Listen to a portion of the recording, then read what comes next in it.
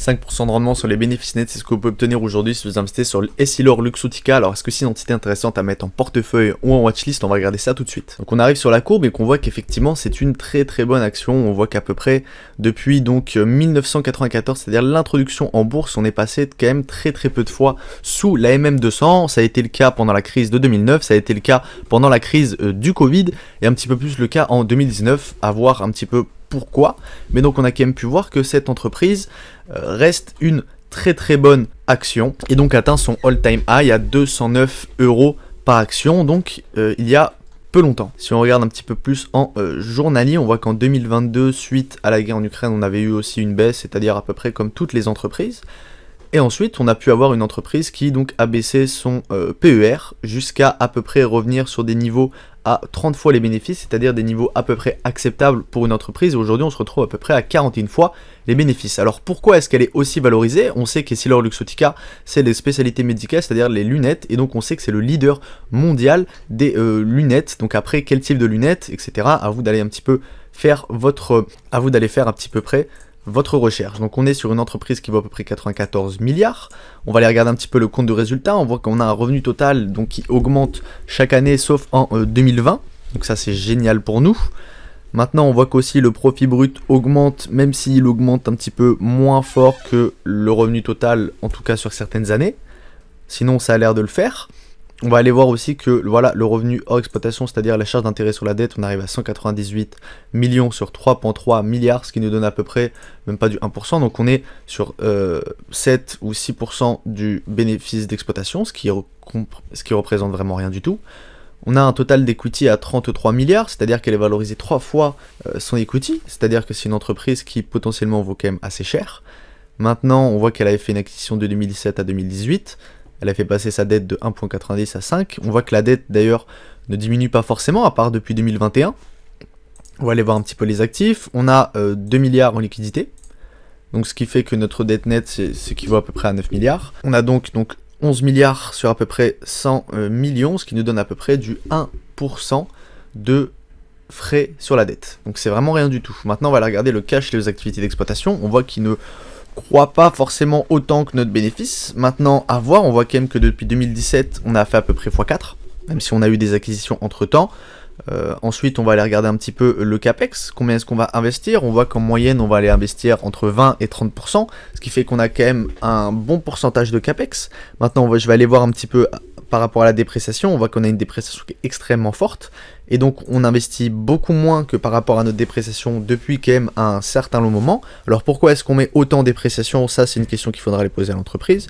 On voit qu'on a eu un fonds de roulement qui était négatif sur les 2 dernières années. Donc qu'est-ce que prend en compte ce fonds de roulement? On n'a pas trop d'informations à ce niveau-là. Apparemment, on a des variations d'autres actifs passifs, je ne sais pas exactement à quoi ça correspond. Ensuite, on voit qu'on a de l'achat d'entreprise à peu près de manière régulière, c'est-à-dire que chaque année, on va aller donc racheter d'autres compagnies pour essayer d'être le plus efficient possible. On va aller regarder un petit peu les marges et constater si on a un pricing power. On voit qu'effectivement, nos marges brutes sont extrêmement stables, donc on tourne à peu près aux alentours d'une 60%, 2%.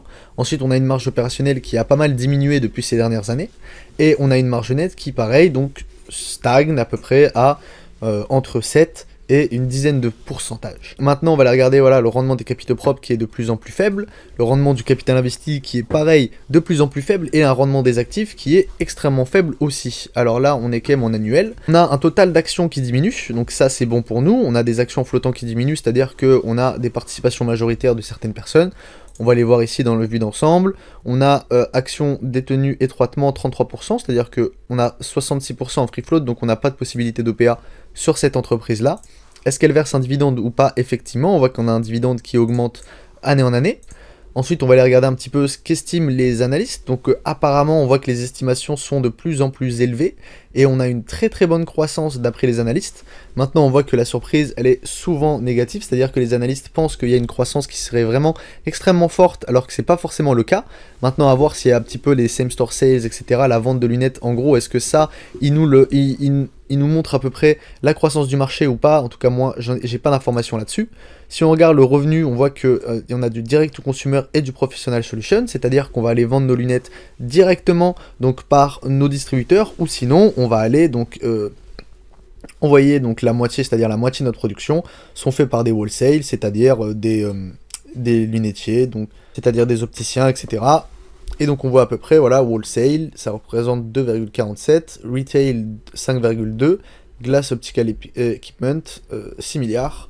Donc allez regarder un petit peu plus donc dans les rapports pour aller comprendre un petit peu qu'est-ce qui se passe. Donc on a une hausse du chiffre d'affaires au T4 et sur l'année à taux de change constant supérieur à 7% depuis plusieurs années, une accélération en Amérique au T4 et la région Europe centrale donc qui continue le rythme. On a une innovation qui est le moteur clé d'après ce qu'ils disent, donc avec par exemple les Ray-Ban de chez Meta, donc on a pu le voir en tout cas personnellement sur Twitter, je pense qu'on a eu assez cette information là, en tout cas c'est surtout aux États-Unis que ça se passe, hein, parce qu'en France on n'a pas réellement cette information, en tout cas moi j'ai vu aucune personne avec des Ray-Ban Meta dans la rue, c'est-à-dire que c'est peut-être pas quelque chose qui va marcher en tout cas en France ou en Europe, mais peut-être qu'aux États-Unis il y a une possibilité de croissance là-dessus. Ensuite on a un cash flow libre à 2,4 milliards d'euros après d'importants investissements dans les opérations.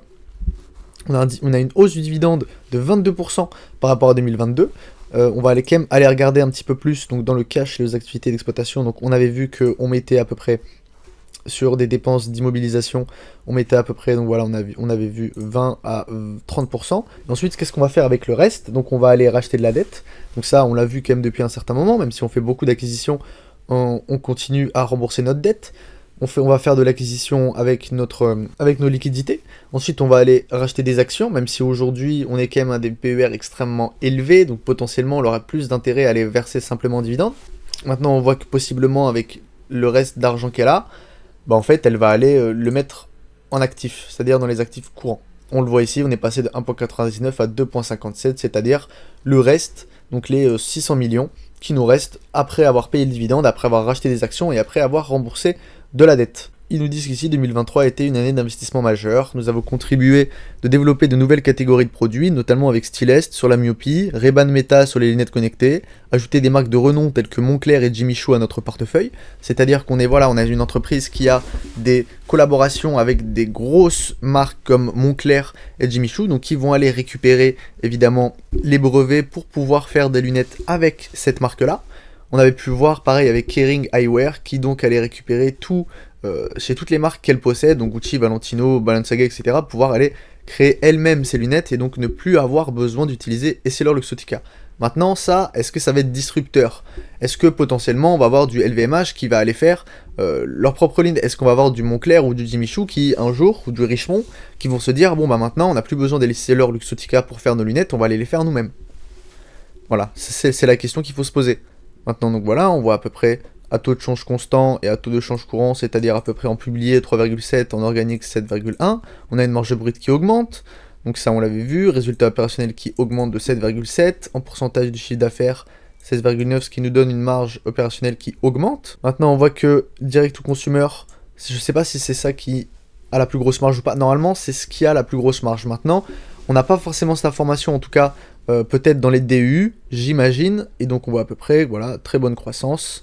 Et donc voilà, on a signé des nouvelles licences avec Jimmy Choo, Kodak, Moncler et un accord de co-branding avec Roger Federer. En ce qui concerne la vente au détail, le groupe a renouvelé son accord de licence pour les magasins Target Optical et a signé un accord de joint venture avec le groupe Chalhoub pour développer les activités de vente au détail dans la région du Conseil coopératif du Golfe, donc en Afrique. Donc ce qu'on peut voir quand même, c'est que c'est une entreprise qui a vraiment énormément de contrats, donc que ça soit avec des maisons de luxe, que ça soit avec des très gros distributeurs aux États-Unis, parce que Target c'est un des plus gros distributeurs de magasins aux États-Unis. Qu'on est sur un groupe qui aujourd'hui quand même avec le PER qu'elle a, elle est peut-être un petit peu trop valorisée, mais on est sur une boîte qui a un pricing power, qui arrive à continuer à aller signer des contrats avec des grosses maisons de luxe qui vont aller faire des contrats avec du Meta, etc. pour pouvoir aller un petit peu plus loin et aller redépasser, redévelopper ce qu'on pense être les lunettes, avec les lunettes connectées, etc.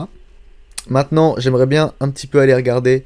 Donc là, on a le nombre de magasins, à peu près. Donc on voit que là, c'est toutes les magasins. Donc je ne sais pas si on parle des magasins que elle possède elle-même, ou est-ce qu'elle parle vraiment des franchisés. Donc là, on a toutes les informations. Donc on voit à ce niveau-là que sur les franchisés et autres, ça correspond à 4000 magasins, et sur le total des magasins du groupe, on est à peu près sur 13 000.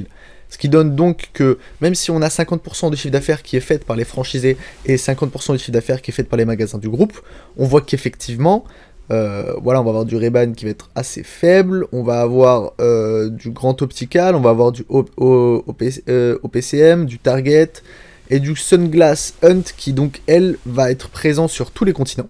Et donc en fait, toutes ces versions-là, par exemple du Target, on va aller voir qu'à ce niveau-là, Target Optical, on représente 574 magasins où donc Target a donné la licence à EssilorLuxottica pour pouvoir utiliser le nom Target Optical pour pouvoir vendre elle-même ses magasins. Ensuite, on voit qu'on a certains autres magasins, par exemple juste Sunglass Hunt, on va voir que 90% des magasins sous cette licence appartiennent à EssilorLuxottica et 230 appartiennent à des franchisés. Maintenant, à savoir, comment les franchisés les rémunèrent? Est-ce qu'ils les rémunèrent avec un pourcentage de leur chiffre d'affaires, avec un résultat net tous les mois qui est augmenté de 2-3% par an, etc. Ça, c'est des informations qu'il faut aller voir dans le DU. Ensuite, on a la perspective à long terme, un objectif de croissance du chiffre d'affaires de l'ordre de 5% de 2022 à 2026 sur un taux de change constant. Donc, pour l'instant, on y arrive. Un dividende qui, donc, augmentera à peu près chaque année. On a du rachat d'actions. Elle détient 0,4% du capital grâce au cadre du programme d'achat lancé tout au long de 2023 et donc plus de 2 millions d'actions au cours de l'année vont être continuellement acquises. Le nombre d'actionnaires salariés actifs du groupe répartis sur 86 pays est de 77 000 contre 72 000 en 2022 et donc le plan d'actionnariat Boost 2023 a atteint un taux de souscription de 67%. Ce résultat reflète la confiance des équipes dans la stratégie et les performances du groupe, alignant les intérêts des collaborateurs avec ceux du groupe et les autres actionnaires. Donc ça, évidemment aussi, c'est des informations très bonnes à prendre en compte. Quand on a un actionnariat familial, un actionnariat salarial, etc., on sait que l'entreprise aura beaucoup plus d'intérêt à aller faire de la croissance étant donné que les personnes possèdent des actions. Donc, elles auront intérêt à faire grossir leur part. Moi, ce qui m'intéresserait maintenant d'aller voir, c'est le tableau de flux de trésorerie pour aller voir un petit peu près combien est-ce qu'elle paye, donc les rentes licences, si évidemment elle n'a pas ses magasins en propre. Donc là, on a le compte de résultat consolidé, le bilan financier, et donc ici, on a voilà, le flux venant des trésoreries opérationnelles. Donc on a les amortissements qui correspondent à 2,9 milliards. Ce qui nous donne à peu près... Voilà, donc on voit qu'on est à peu près sur du 1 milliard de remboursement des dettes de loyer, c'est-à-dire qu'elle a peut-être assez peu d'immobilier en propre. Donc on a un EBITDA à 6 milliards, un flux de trésorerie opérationnel à 4,8 et donc 1,5 d'acquisition incorporelle, ce qui correspond à la moitié de ce qu'on a donné à la dotation et amortissement. Donc elle est extrêmement large, en tout cas pour cette entreprise. Et donc on voit à ce niveau-là, variation du besoin en fonds de roulement, dépenses d'investissement, le paiement des loyers, autre flux de trésorerie d'exploitation, je ne sais pas à peu près à quoi ça correspond, mais donc on est à peu près sur 2,4 milliards.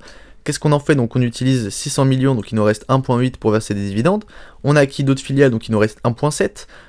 Ici, on enlève 300 millions, donc il nous reste 1,4. On enlève 100, donc il nous reste 1,3. Et donc on enlève 600, qui nous reste à peu près 700 millions. Donc les 700 millions, ensuite, on a pu les voir qu'elles se retrouvaient dans le bilan en passant de 1,9 à 2,6. Donc on récupère les 600 millions ou les 700 millions à peu près dans notre bilan. Donc ici tout est bien, on voit à peu près que tout va à sa place et donc l'entreprise a l'air de se porter extrêmement bien. Maintenant, on a possibilité d'avoir encore plus de croissance, peut-être que les analystes estiment que la croissance elle est un petit peu trop importante. Aujourd'hui 5% de rendement sur une boîte de ce type là, c'est pas du tout déconnant. Donc on va avoir du 5% de rendement évidemment aussi sur du LVMH, un petit peu moins sur du L'Oréal, encore moins sur du Hermès. Mais donc on est sur des boîtes assez peu cycliques qui donc continuent d'avoir une très très belle croissance, continuent de faire de l'innovation, etc., prennent des risques. Si vous appréciez ce genre de vidéo, n'hésitez pas à mettre un like et à vous abonner. Et moi je vous dis à bientôt.